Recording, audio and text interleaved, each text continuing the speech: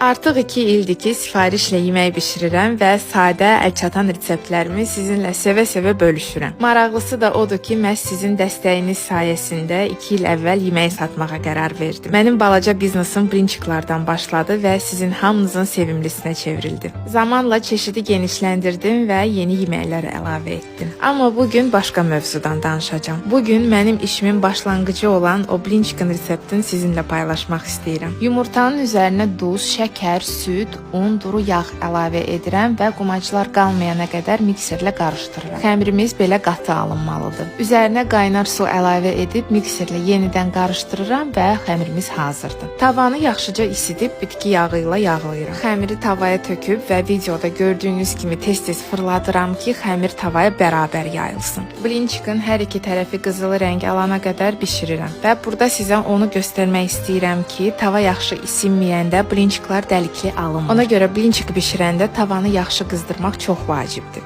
Əminliklə deyə bilərəm ki, bu blinçik resepti doğrudan da möhtəşəmdir. Siz də mütləq hazırlayın, nəticədən çox razı qalacaqsınız. Bu arada videonun açıqlama hissəsində blinçikların incə, elastik və dəlikli olması üçün bütün sirlərimi yazacağam. Hazır blinçikları götürüb yollanıram rəfiqə.